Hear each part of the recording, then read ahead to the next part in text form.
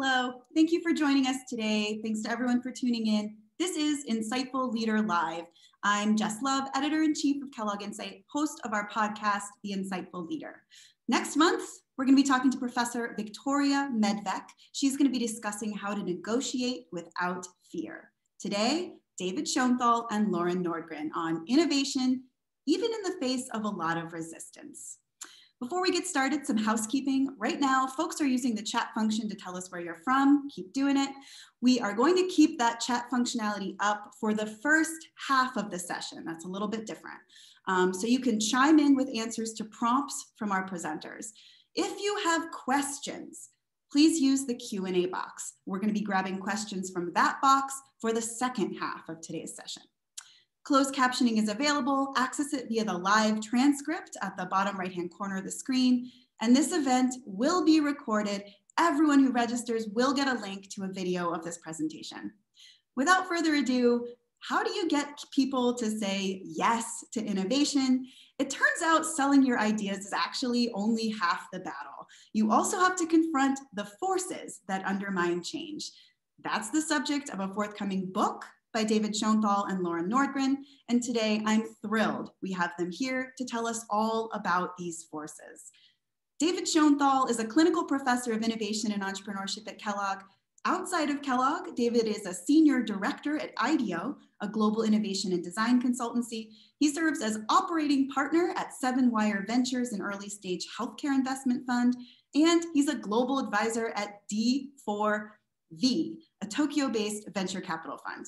He is co-founder of Matter, a 25,000 square foot healthcare innovation center located in downtown Chicago. And his writing on innovation and entrepreneurship has been featured in HBR, Inc., Entrepreneur, Fortune, and Forbes, and of course, Kellogg Insight. Loran Nordgren is a professor of management and organizations at Kellogg. His research and teaching explores the psychological forces that propel and prevent the adoption of new ideas. Loran's research has been published in leading journals such as Science and has been widely discussed in forums such as the New York Times and HBR. In recognition of his work, Professor Nordgren has received the Theoretical Innovation Award in Experimental Psychology. Loran has worked with companies throughout the world on a wide range of behavior change problems, a process he calls behavioral design. So thank you, David and Loran. I'm going to turn it over to you. Thanks, Jess. Let me pull up my screen here. And of course, the age-old Zoom question, can everybody see my slides? I'm going to assume yes. All right. So thank you for the lovely introduction. Hi, I'm David. Somewhere else in the cloud is Loran, who's going to jump in a moment. We're delighted to be with you. I will tell you that this is the very first time that Loran and I have presented this presentation to any audience, and we decided that we would start by going big. So we appreciate you being here and showing up and learning a little bit about this with us, and we're excited to share some of the thoughts in the book. So I'll turn things over to my friend and colleague, Loran. Thank you. Hello, everybody. Everybody feeling good? It's great to be with you all. So quick run of show. We are going to be presenting a new idea, in fact, a new theory. The front half of this is going to be me and presenting the theory. Then we are going to kick it over to David, and we will do an interactive case where we put this theory into practice. If you should have to drop off early, Please know now that we have tools and an excerpt from the book that we can share. To get access to those things, all you have to do is email me, and you'll see my email in the deck and in the chat. Let's get started. So when a bullet is fired from a gun, it's traveling at over 1,000 feet per second, breaking the sound barrier. And if shot at the right angle, it can travel a distance of nearly 2 miles. But a bullet isn't just powerful, it's equally precise. In a steady hand, a bullet will hit a target with pinpoint accuracy time and again. Now, a question we have asked to countless people, and a question we would like to pose to you, is what is it that enables such a technologically simple device to achieve such extraordinary power and precision? To say it plainly, what is it, in a word, that enables a bullet to fly? See what people have to say in the chat. When you ask people this question, one answer comes up time and again. Their answer is gunpowder. And people say gunpowder because when gunpowder ignites, it expands. And that expansion creates tremendous pressure inside the barrel of a gun. And the only way for that pressure to be released is to push the bullet out the other end. So gunpowder isn't the wrong answer to this question of what makes a bullet fly, but it is a woefully incomplete answer. Woefully incomplete because when an object takes flight, be it a bullet, an airplane, a pitcher's fastball, there are two opposing forces at play. There are forces that propel the object forward, gunpowder, a jet engine, a pitcher's arm. But there are also forces that oppose forward progress. These are things like wind resistance or gravity.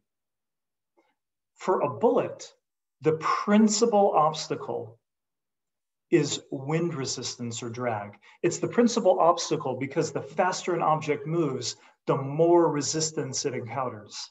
In other words, add more gunpowder, you simply add more drag. Gunpowder explains why a bullet leaves the barrel at such tremendous velocity. But the reason that a bullet is able to fly so far and so true is because it's aerodynamic. It has been optimized to reduce the principal friction operating against it. Now, a bullet, or perhaps more precisely, people's intuitions about what makes a bullet fly, is a perfect metaphor for the question we ask in the book and we're going to explore in this session today. We are going to examine what enables a new idea to take flight.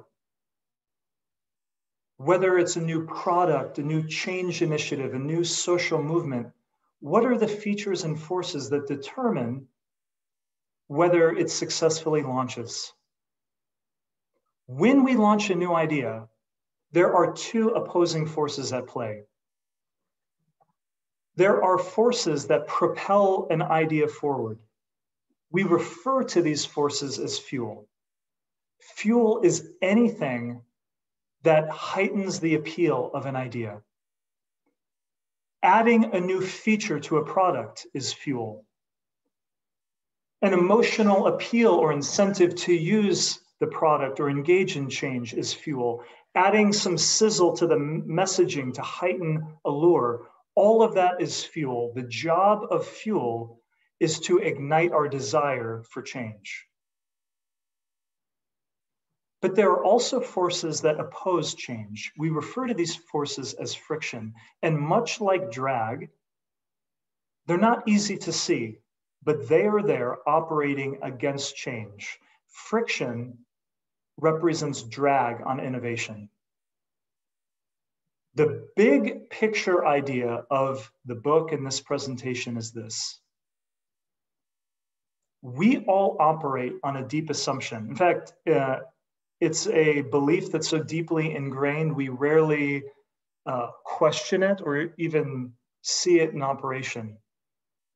It's the belief that the way you sell a new idea to people is to heighten appeal.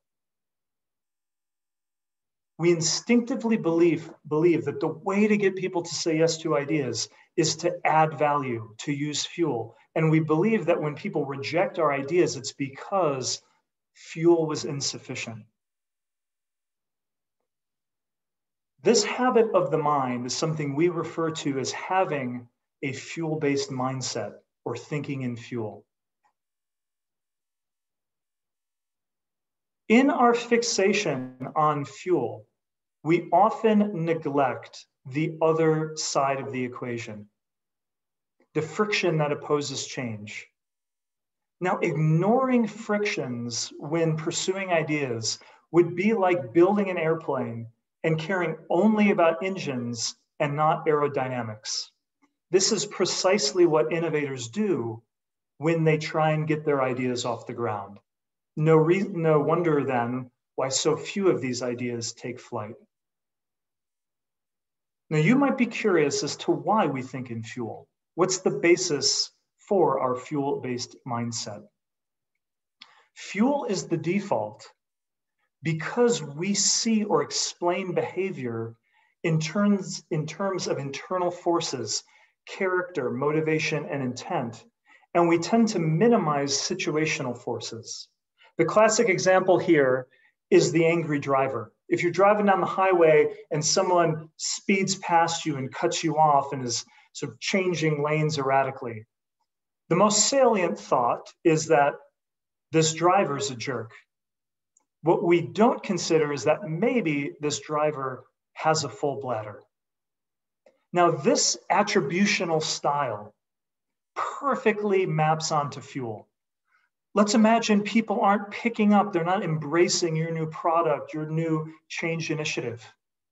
The human mind automatically infers that it's because they're not sufficiently excited about your proposal. And if that's the problem, the way you solve that problem is to elevate excitement. That's the job of fuel. Let's look at some evidence of this with a thought experiment. So we approached some people to help overcome a challenge a nonprofit was facing. So this is a nonprofit that tries to bring some social support to children who are in hospitals. And the way they do this is they encourage members of the community and people, classmates, to write what they call hero cards. These are cards of support. And the idea is that it's a overwhelming, broad community demonstration of love and caring that might adorn the hospital walls. Now they're trying to increase engagement, increase the number of people who will contribute to writing hero cards. So we asked people, how would you do that? If you were trying to get people to engage, what would you do? Two ideas come up again and again. It's the conceptual equivalent to gunpowder. People say, incentivize, use money or something else to incentivize people to write hero cards, or use emotional appeals, show images, dramatic, vivid imagery of the children seeing the cards, seeing the surprise and delight on their face. So we decided to test those two techniques, and we decided to add one of our own.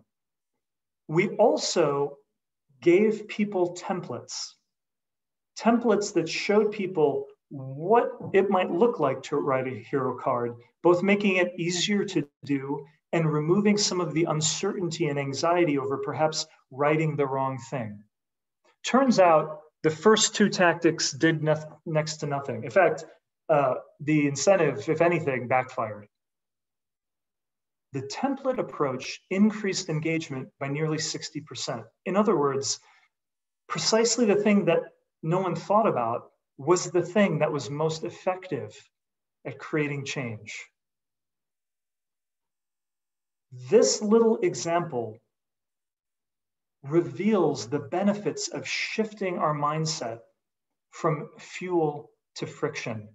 Fuel is important, fuel is necessary, but fuel, because we think in fuel tends to be the overexploited resource. In other words, it's the first thing we look to, the easy opportunities, the low-hanging fruit, like we've depleted that resource.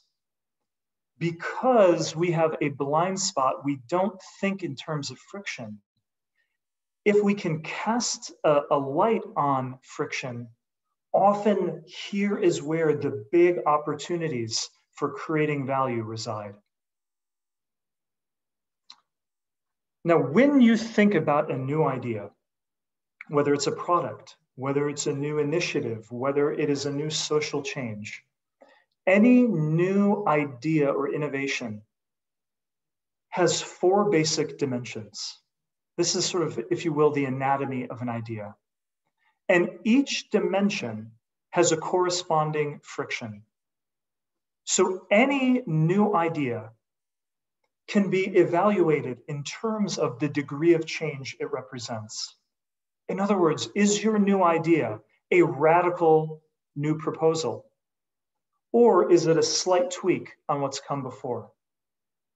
The answer to this question determines the degree to which inertia, our first friction, resides within your innovation. The human mind favors the familiar. Radical ideas face greater resistance because the mind inherently dislikes unfamiliar and untested methods. The second dimension of an idea is any change needs to be implemented. What is the degree of implementation that's required?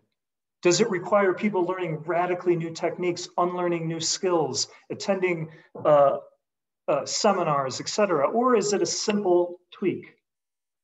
The answer to that question determines the level of effort, which is our second friction that is operating against innovation and change. Humans are highly attuned to effort expenditure. If you want to see that, imagine if I were to say, we have a surprise for you today. You thought this would be an hour program. It will in fact be 2 hours. My guess is your first thought isn't to think, wow, think of the added value that will come from that extra hour. You think, I don't want to spend another hour on this. The greater the effort, the greater the resistance. The third dimension of innovation has to do with the reactions it produces. When we launch a new idea, our intent is for it to produce positive reactions, to instill a sense of excitement or hope. But very often, even our most promising ideas instill anxiety, fear, and uncertainty. Those unintended negative feelings represent our third friction, what we call emotional friction. And like all these others, emotional friction represents drag on innovation.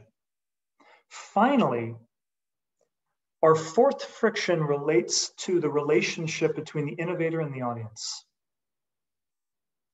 Do people feel as though they've arrived at this idea freely on their own? Was it their choice to buy into your idea, or do they feel pressure to change? Do they feel as though change is being exerted upon them? The answer to that question determines the degree of reactance that resides within our innovation. Reactance is the deep human impulse to resist being changed. It's the idea that when we feel like we're being pushed, our default response is to push back. This represents the four frictions operating against new ideas. Let's take a look at this in action. I'm going to kick it over to David. David, take it away. Thank you, Loran. And I'm assuming that all of you in the audience, when you heard that this is now a 2-hour session, were like, sweet, this is going to be the best ever. But I guess I'm more of an optimist. So what we thought we would do is put these ideas that Loran just shared into practice and have a little bit of a call and response in the chat. And I'm going to start by telling you a story about an innovation initiative, and I'm going to present the details of the case. And then we're going to ask you some questions to learn about where you think the sources of friction in this case might be. The muse for this story comes from home building. Back in 2005 to 2008, a friend and colleague of ours named Bob Mesto was in the home building business in Detroit, Michigan, and was building 1,000 homes for people that were downsizing from their family homes to have less obligation to take care of an old building, to decrease maintenance costs, maybe to take some of the equity in their home out of their home. They didn't need all that space. And so Bob built 1,000 homes for people who would be downsizing from larger homes to still live in the Detroit area, but didn't want to take care of a large family home. So what did Bob and his building partners do? What most innovators do, which is go out and do some market research. They conducted surveys and focus groups to learn what people would like to see in a new home. And overwhelmingly, they heard that people wanted all new appliances. They wanted hardwood floors. They wanted stainless steel. For some reason, everybody wanted Energy Star, but nobody could tell you what Energy Star actually meant. They wanted a single floor so they didn't have to walk up and down stairs. They wanted all of the landscaping and maintenance and snow removal to be taken care of for them so they didn't have to worry about it. And after months of research and a lot of detailed analysis, Bob and his team built 1,000 homes exactly to the specifications that these consumers said they wanted. And the results were pretty good. They had thousands of people come through and tour these homes. A large portion of the individuals that came and toured these model homes actually put down 5% earnest money to purchase one of these houses. So they converted to actually signing up to buying one of these homes. And then something really weird happened. The moment they left the model home and after they'd signed the contract and after they'd gone under attorney review, of the 30% of people that put money down, about 70% of those individuals during the attorney review period or after the attorney review period walked away from the deal. In some cases, leaving their 5% earnest money on the table. And it was really puzzling to Bob and his team of home builders. Why would somebody say no to something that they told us they wanted to build? We built exactly to their specifications. They obviously had enough interest and fuel behind it to write a check and sign a contract. Obviously, something was holding them back. And as you think about either yourself or your parents or people you know that may have gone through the process of downsizing from a large single family home to a smaller townhouse, maybe with 2 bedrooms instead of 1 bedroom, a smaller dining room because nobody's going to be hosting large family events anymore. That responsibility is now on the kids. It's not going to be for the parents. Why is it that somebody would not follow through on something that they clearly wanted enough to put some money down? So given this high-level scenario, I'm interested from your perspective, we're interested from your perspective, where do you think the sources of friction might lie? So going back to the way that Loran described inertia, how much of a change does this represent from the status quo? What do you think some of the sources of inertia might be for these individuals who are downsizing? What might make them think twice?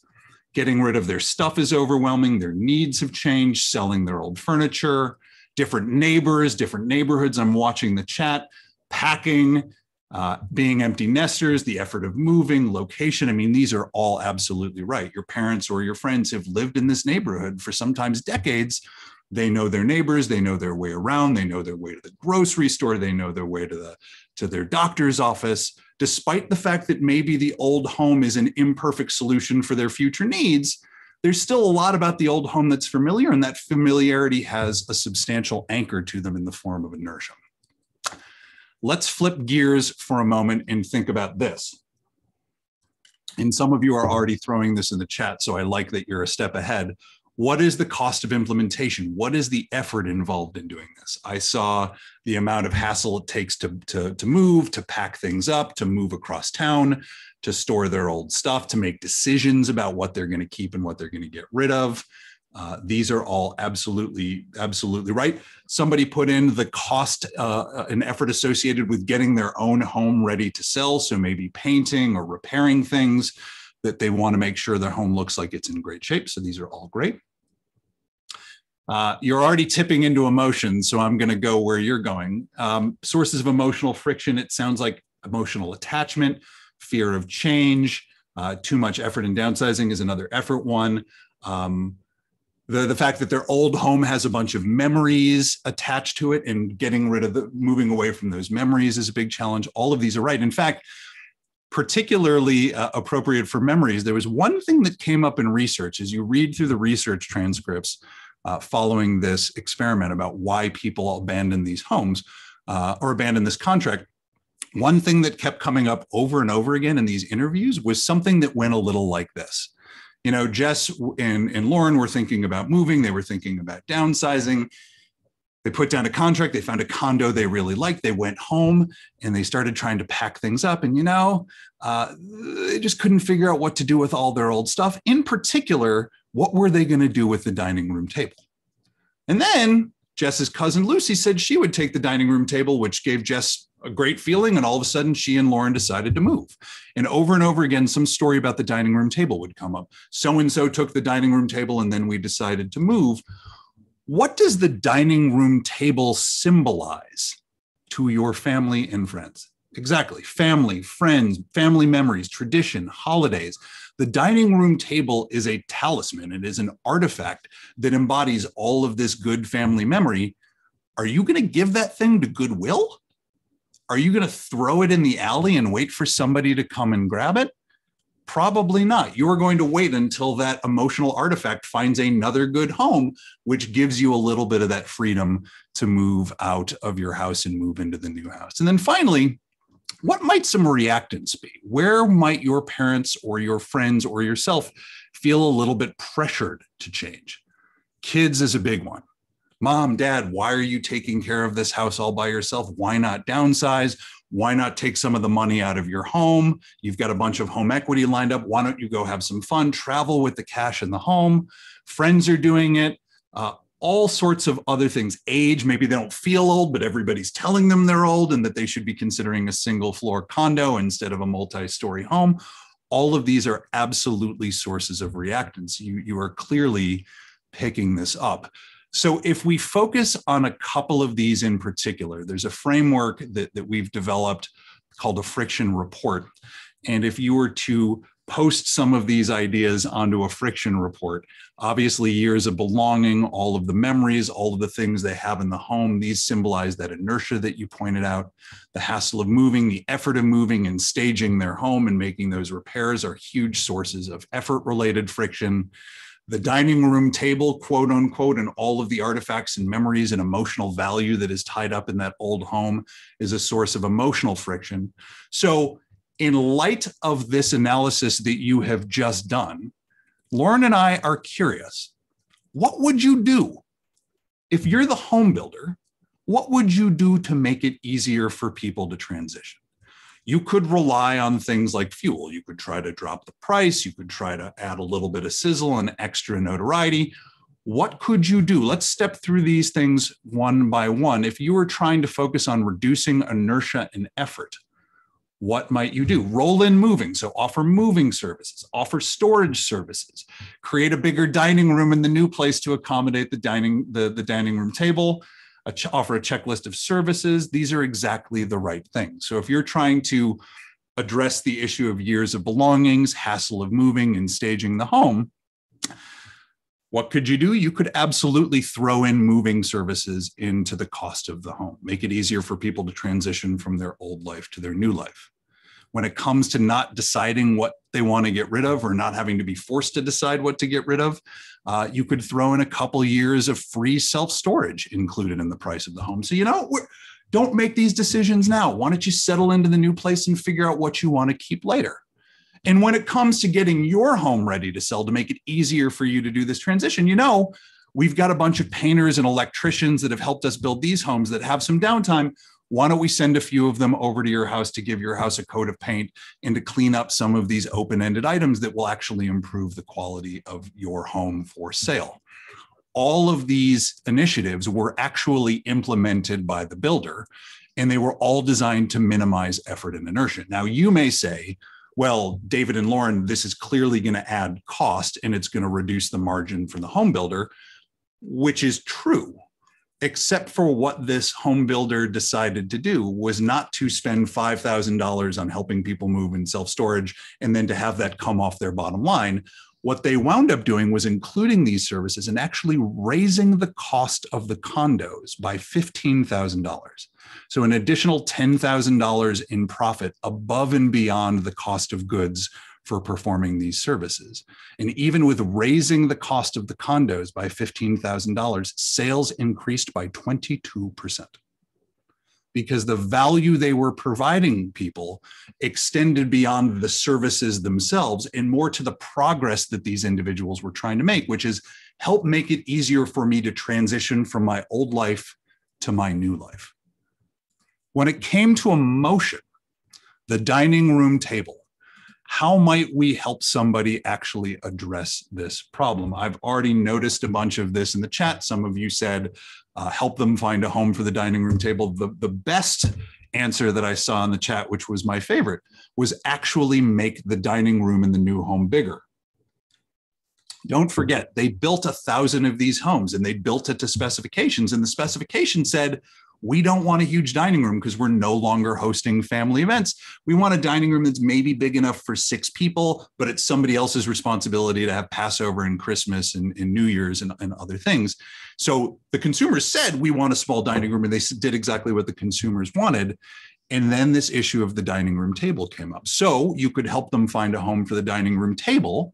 But what they decided to do, which is exactly what somebody put in the chat, is not take for granted what the consumers said they wanted. And they went into all of the unsold homes and actually knocked down the wall of the dining room. They made the second bedroom about 4 feet smaller. They made the dining room about 4 feet bigger, just big enough to accommodate an 8-person dining room table and literally nothing else. But because that dining room table now had a home in their new home, that move of the wall, shortening the second bedroom and increasing the dining room, removed the point of emotional friction, and that innovation alone increased sales by 17.5%.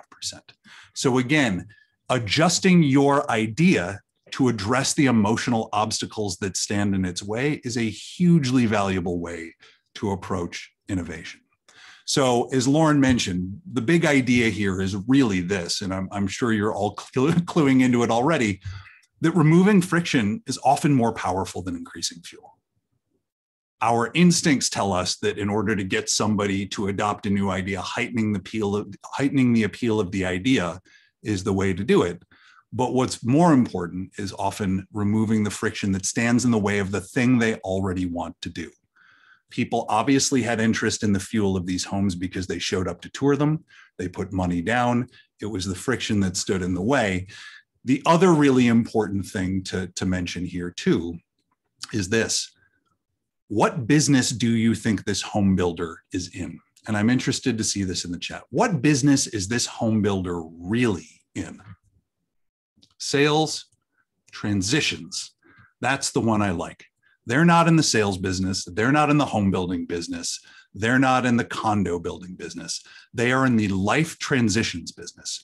And when you realize the progress that people are trying to make is transitioning to this new life of more simplicity, all of a sudden your opportunities extend far beyond the walls of the product or the home itself to all of these additional services that can help people make those transitions and create value in their lives. So I want to flip things back over to Loran for a few key takeaways before we open things up for some discussion and hear what's on your mind. Yes. So because this is really about the implementation of our ideas and innovation, our focus is very much about how do you put a friction-based mindset into practice. We can share some additional tools, but we wanted to briefly talk about the questions you might ask to uncover, to analyze the frictions that inhabit your current ideas. And these questions begin to suggest the solutions for removing these frictions. So to determine if inertia is working against you, the principal question we are asking is, does this represent radical change, fundamental change, or is it a slight tweak? Additionally, we might think about, so if that's for the engineers, if that's the magnitude of change, there's also the pace or acceleration of change. Does it happen quickly or gradually? Does it happen in one moment or in small steps? The bigger and faster the change, the greater the inertia, the resistance to change. Effort. The principal question, the most obvious question around effort is, what is the cost of implementation? If you have to write a 15-page report, that is more effort than a 5-page report. There is a second critical dimension of effort: ambiguity. Much of what looks like resistance is really just ambiguity. It might be easy for people to do, but if people don't know how to execute, if they don't know how to get there, it seems much harder. The first person to discover the first person to climb a summit, that action is much more effortful than everyone else who comes after, because it requires discovery. Third, emotion. The question we want to ask is, does the audience feel threatened by this change? And what's particularly vital is to think about the broader set of needs. It might not be the negative feelings, the anxiety, the fear might not have to do with the functionality of the idea, but these more symbolic, social, and emotional elements. And then finally, to assess reactance. Reactance resides in our ideas when, number one, do people feel pressured to change? Am I using compliance or exertion to force change? And secondly, do people feel as though they have been excluded from the process?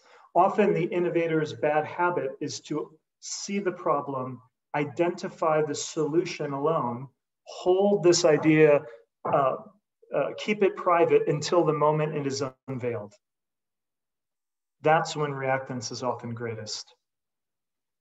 We're going to turn this over. I just want to say, like, watching this, I'm seeing so many familiar faces. It's quite touching to see so many people. If you would like the friction reports and an excerpt, email me and we will send those to you. David, I think you've got something to like put to kind of close this out. Is that correct? Really, the only thing I have to close this out is this slide and then this slide, which is a thank you to all of you for joining us. But I'll put back up the other slide really quickly so that everybody can copy down the details if they're interested of Loran's email address and the Human Element book landing page. But we are really delighted to have you show up. This makes us feel great that so many people are interested in this, and we're interested to take some of your questions. Jess? Yeah, absolutely. Well, that was wonderful. I'm really glad that we got to be kind of your inaugural audience to hear these ideas for the first time. So thanks to both of you. As we launch into Q&A, a reminder, we are going to shut down chat. So direct all of your questions to David and Loran over to the Q&A box, and we'll be monitoring those. I actually wanted to start out with kind of a question that I have, because I guess I'm allowed to do that. How did the two of you come to even work together on this theory? So David, you're a professor of practice in entrepreneurship, and Loran, you're a research psychologist. So how did this theory even come to be? Yeah, I'll take a shot at it. So I think in general at Kellogg, some of the best work that we do as a school is when practitioners and researchers get together and collaborate. I think practitioners bring a lot of real world experience about how these ideas work in action, and the research really explains why they work. And Loran and I have known each other for years and have long wanted to collaborate on projects, and we've written articles together. But this particular topic is something that I've spent a lot of my time on from a practitioner element, from an entrepreneurial standpoint. Why is it that new ideas of startups fail to get traction in the market? And obviously, Loran has a ton of experience on the research side. And so it was a natural partnership specifically to talk about this particular element of things. But the reason that the book is called The Human Element is because so much of what stands in the way is the inner workings of the human brain. And when it comes to understanding why people do the things they do and think the things they do, I could think of nobody better to partner with than a psychologist like Loran that has his experience to bring to bear on this topic. The only thing I'd add to that is Hong Kong, I think, is largely responsible for this. We teach in the same week every year in Hong Kong together, and that lends itself to late nights and ambitious proposals. And after about the fourth year of committing to do something big, we finally got around to doing it. That's right. And, we both have a weakness for Peking duck, and this seems to always come up over duck. That is true. I see some people, I failed to mention, because this comes out October 5th, it is now available on Amazon for pre-order for those who are starting to sign off. So it's very clear from your home building example, for instance, that a lot of these frictions that you're going to find are going to be very specific to a certain context. But I wanted to ask, what kind of advice do you have? Are there any kinds of tactics that organizations should keep in mind, just that kind of overarching topics or kinds of tactics to keep in mind as you consider removing frictions? I can jump and then pass to David. So many of the tactics that we share in the tools are friction specific. I think one important idea is that the challenge here is you're like a detective. You're analyzing your circumstance to understand what are the specific frictions operating against you. And once you identify those frictions, in many cases, the solution becomes self-evident. And we have a number of examples like that. In other cases, there are perhaps some more advanced techniques, or rather less intuitive techniques you can use to combat different ideas. Yeah, David, do you want to build on that? Yeah, I mean, the only thing I would build on to that is just a little bit about how the book is organized. So we start the book by talking about why we think in fuel and some of the history behind why we think in fuel, but then quickly pivot over to talking about these frictions. And each friction is broken down into two categories. Number one, giving you some reasons why these frictions work against you, understanding them more deeply, the psychology behind them, and also some research methods on how to spot them. The second half of the chapter on each friction is around remedies. So once you've spotted a particular friction that's working against your idea, how might you employ some tools and tactics to overcome them? So each friction has that kind of dual bit of content, which is spotting and understanding, and then overcoming and mitigating. And so to Loran's point, each chapter gets into some of these specifics. And then we've got some case studies at the end, similar to the home building example, which is when you're presented with an innovation problem, what are all of the different frictions that might show up in concert, and how do you diagnose and triage between them? One of the things that you guys mentioned very early in your presentation is that a lot of these ideas can actually be applied to social change. So I just wanted to ask you to speak a little bit more about that. I'm happy to speak up. Business is a human enterprise. The ideas here apply to change of really any form. And I think that was really important to us for this to speak as much to people who are thinking about creating social change or policy change. So we cover things like transgender rights appears in the book. We think about, there's a really beautiful story about how to create more social support around domestic violence issues. We think about how we bring clean water to more people. One of the case studies analyzes how legal cannabis came about. So for us, this is really change, and whether that's education, whether it is health, whether it is entrepreneurship, it's all, anyone who's trying to bring something new into the world, we are trying to speak to those people. I think that was the perfect answer. I have nothing to add. Well, I'm just going to move on then, but this question is very related, so it'll give you a chance to maybe speak this time. So obviously you guys are developing these ideas during a pretty crazy last year and a half, one in which the entire world has seen a lot of change, talking of course about COVID. So I just wanted to ask you, what were you thinking about as this worldwide situation unfolds? Did you see any of these 4 frictions play out as many people tried to adapt to this COVID environment, whether that's in terms of new safety protocols or now with the vaccine rollout? How has this been? If the timing is pretty unusual. Maybe I'll start briefly and then flip things back over to Loran. Of course is the answer. And I mean, there was a period of time where we were exploring cover concepts and we thought, well, is it too on the nose to put a surgical mask on the cover?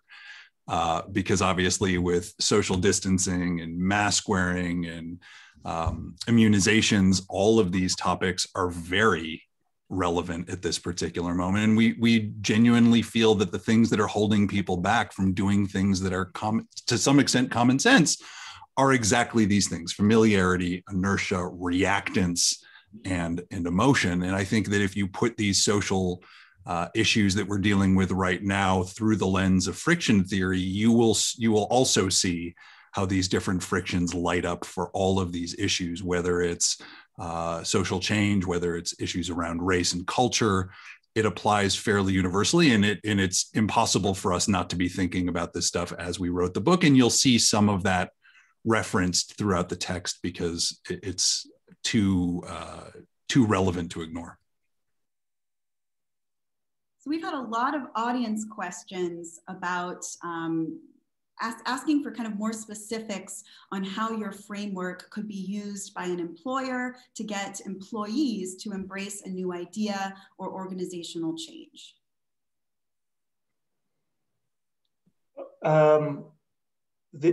Let me start with an unsatisfying response, would be that the ideas in the book are simple, the concepts are simple. The application is where all the complexity resides and where all the creativity is required. So in some sense, I think it's core to the theory to say, we can't answer that question at that level of analysis because but I think we can begin to address how you solve that problem. The first step would be analyzing, discovering which frictions reside in this idea, in this initiative. And part of that might raise questions about, well, how do you discover? And the questions we pose is one method. And once having identified those, then you begin to find the solutions. So for me, it would be, I would need to know what the particular context is. And we could share some very particular examples, but I think that's important for understanding how you implement the model. David? Yeah, I agree. And there are a lot of examples in the book about organizational design and organizational change. And again, depending on which friction is relevant or is present, the remedy would come into play. So for example, we talk about the creation of a healthcare incubation center in the city of Chicago, where in order to get everybody to participate in this, you had to get rivals interacting and you had to get government agencies that don't typically work together to work together. And it's a fairly nice metaphor for large corporations that have different divisions and different functions that don't always see eye to eye and don't always have the same objectives or even metrics or measures for success. So in that particular context, we talk a lot about co-design and the importance of making sure that people feel like their fingerprints are on the idea. And we talk about some ways to do that because you minimize some of what stands in the way, particularly around reactance, when you invite people in to participate in feeling like they're designing the solution versus having the solution imposed on them. So to Loran's point, it really depends on the friction, but the book goes through a lot of examples of organizational design and as well as human resource and talent issues as well. Just to build on that, because that's identifying reactance and co-design as a solution for reactance. Inertia comes up a lot in that space, particularly where often the way we're trying to create urgency around change is to talk about the grand scale that this is a transformation, and that often unwittingly entrenches inertia-based resistance. And there are a set of tools, some intuitive, some not at all intuitive, that can help disarm inertia. One being incrementalism. And this is an idea that comes up again and again, which is, can we shrink a big change into smaller gradual steps is often one technique. A second is, I think people underestimate the importance of time and repetition. A change consultant, a Dutch change consultant we talked to said, changes like tulips, they bloom in the spring, but are planted in the fall. And so like, think about the first time you had beer. I bet your very first sip of beer was not a pleasant experience because it was an unfamiliar taste. But imagine you had to make a binding decision in that moment of whether you ever want beer again in your life. I bet a lot of people would needlessly reject it. But if you think of a lot of internal organizational change, very often the first moment a new innovation, a new proposal is given to people is precisely the moment they need to decide upon it. That would be a terrible strategy for the beer industry, and it's a terrible strategy for organizations as well. There's something Loran said that I want to just put an underscore on, which is that oftentimes our instincts about what is going to overcome friction actually enhances the friction itself. So like if the idea isn't good enough, if you think the idea isn't good enough, you add a feature to the idea, you add a benefit to the idea, you add a promotion around the idea, which actually winds up increasing the anxiety that people have about it because now it's got features I'm not interested in or I'm paying for something I don't need. So one of the big takeaways of the book is your first instinct about what you might do to overcome these frictions may actually amplify the friction you're trying to overcome. We did get a pretty interesting question about which aspects of these frictions might be kind of human universal and which might be more culturally specific. I was wondering if you guys had thought about that. Should I take that? Yeah, go for it. These are universal, but they're not even universal to humans. Like the things we are talking about primarily are primates have these features. Most mammals have experienced these same kinds of, you can see the same phenomena outside of the human kingdom, and you can see them get expressed in the broader animal kingdom. The same ways in which small changes to the effort calculus have outside impact on what people do. You can see that with mice, you can see that with chimps. In fact, the discovery of inertia, it comes from a psychologist by the name of Bob Zients, and he was early in his career, he was working at a zoo, and his observation is that when you put a new object in let's say an enclosure for primates, their first response is avoidance. Their first response is fear and anxiety, and that there's a name for this. It's called neophobia.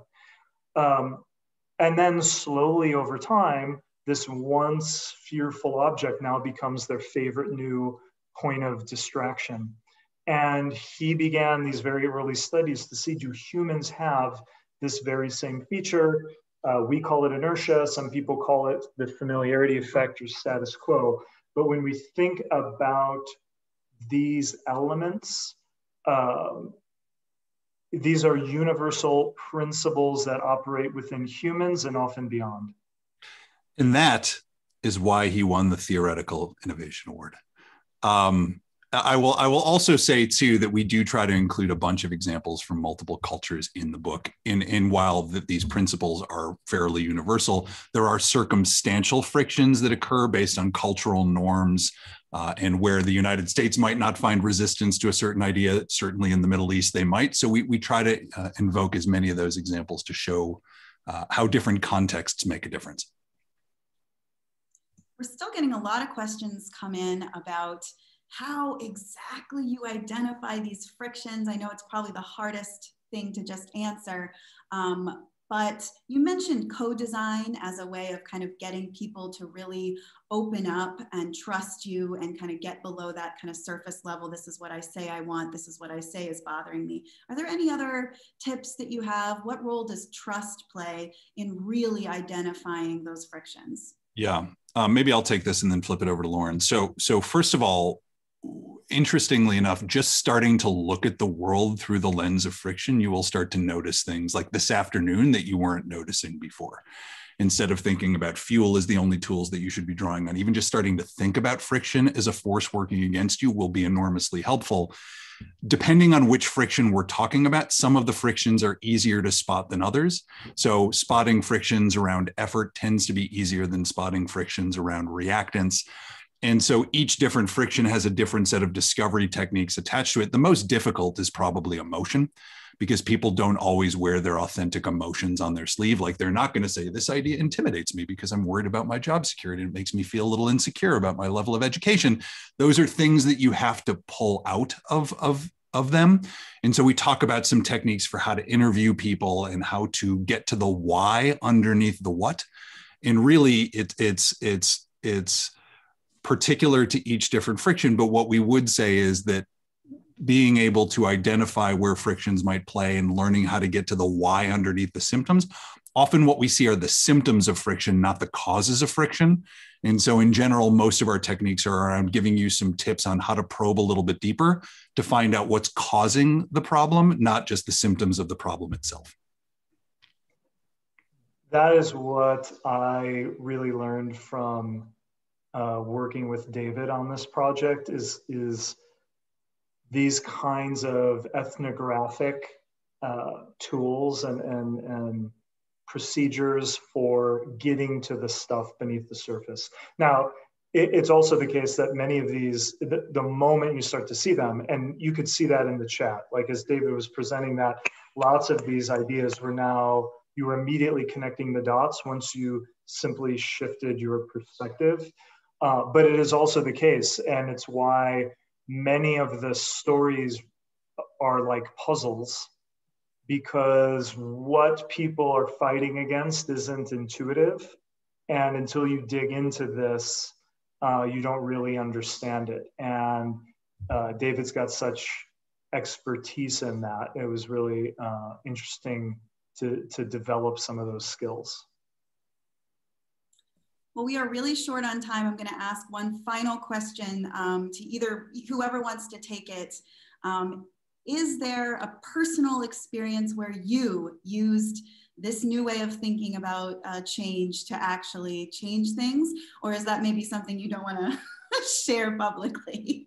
Well, the short answer is, and I have learned just as much from Loran, if not more, I've actually started to use friction theory with interpersonal dynamics in family. With coworkers and colleagues, it starts to show up in almost everything I do, where you're asking somebody to do something different than what they otherwise would. It's particularly helpful in working with my 10 and 7-year-old kids. Talk about reactance and inertia and emotion. Being able to break down the sources of their resistance to new ideas has been enormously powerful. If I were to take one that super actionable thing, stop asking for feedback, start seeking advice. Because seeking advice implies that we are collaborators and accomplices. Feedback puts people in scrutinizing mode and can heighten reactance. Simply reframing that and ask, can I get your advice on something, starts to build commitment to ideas, reduces friction, and gains commitment. A simple little tweak can change things dramatically. I will be taking that away. You guys might get lots of invitations to collaborate and give advice in the future. Unfortunately, we do not have 2 hours to discuss these ideas longer, so I am going to call it. But thanks to everyone for attending the Insightful Leader Live. Thank you for your thoughtful questions. A big thanks to David Schonthal, Loran Nordgren. As a reminder, come back next month to hear from Victoria Medbeck on Wednesday, June 20th, on how to negotiate without fear. June 23rd, I believe, Wednesday, June 23rd, how to negotiate without fear. Thank you so much. Thanks, everybody. Email me and I'll send excerpts and the tools.